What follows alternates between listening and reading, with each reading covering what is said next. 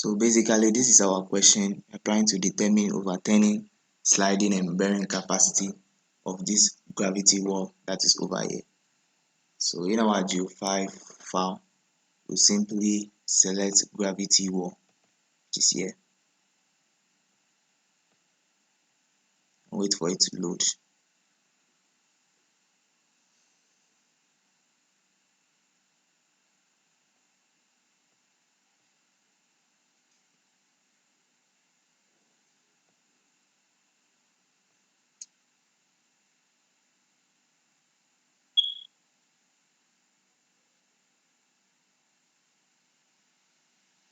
Okay,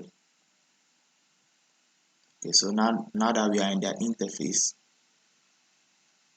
now first go to settings. After settings, we'll go to edit.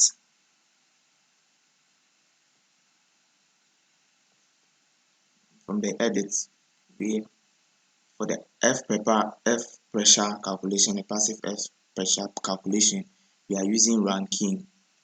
Why are we using Rankine? Because the wall is frictionless. That is why we use Rankine. So for the factor of safety for overturning, we are using 1.5. For sliding resistance, we are also using 1.5. And for safety factor for bearing capacity, we are using 3, as shown here.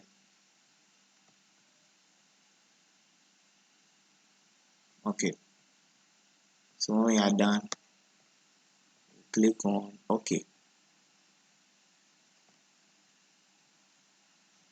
So from there we move to our geometry. So we'll look for a shape that is like this one, that like we have in the diagram. So I'm choosing this shape. I'll input the values. K1 is 0.7. My K2 is 4.5. My K3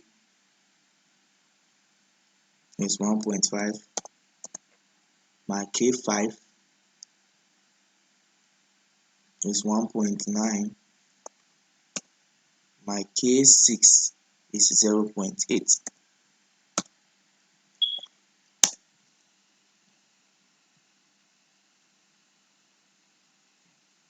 So when I'm done with that, then I'll click on enter. Then next I'll move on to, first let's have a look at how it looks like. Okay, so this is how it looks like. So then I'll move on to my swirl. Then we'll click on add. So the name of my swirl is Sandy Swirl.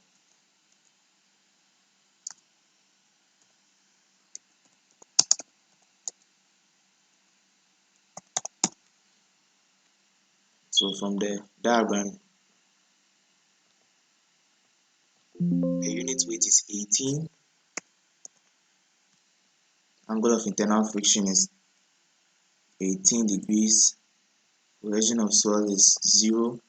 Frictionless. Angle of friction struck swirl is 12. So for the saturated unit weight, we'll add the unit weight of the swirl plus the unit weight of the water. Unit weight of water is 9.81. So that's 18 plus 9.81, which gives us 27.1. Come to our patterns layer and then we'll click on sand. Then from there we'll move on to add. So once you're added, we'll assign it. We'll go to assign. So you can see our sandy swirl layer over here. So once you're added, we'll assign it. We'll go to assign. So you can see our sandy swirl layer over here.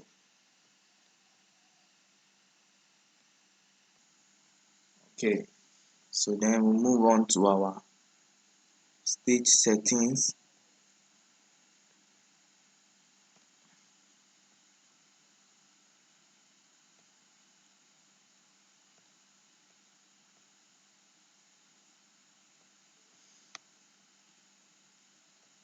Okay, move on to our verification first. Pressure item on the wall is okay. So for our verification, we can see that for overturning is satisfactory and for slip is not okay. You can see that here for overturning distance 723.95 kilonewton meter, overturning moment 340.71 kilonewton meter. So the wall is for overturn. The wall for overturning is satisfactory. For slip is not satisfactory. So we close. And next off, we move to our bearing capacity. So now come to this image.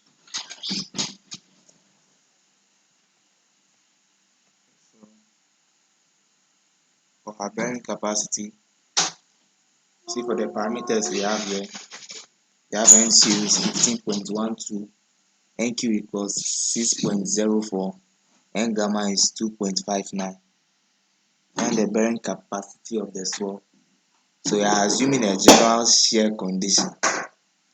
So the formula is given by CNC plus QNQ plus 0.5 gamma B and gamma. So since C is equal to 0, simplify as QNQ plus 0.5 gamma BN y gamma. So if you solve for that, then we got 745.56 kilonewton per meter square. So the NC and the NQ and the N gamma, we got it from the Terzaghi's bearing capacity chart. That's where we got it from. So we'll just input it here. 745.56.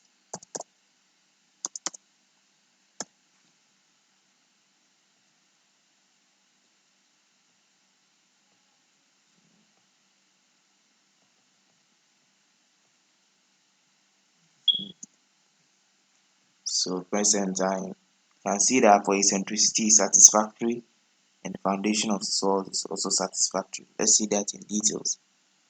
Eccentricity of the normal force is satisfactory. Bearing capacity of the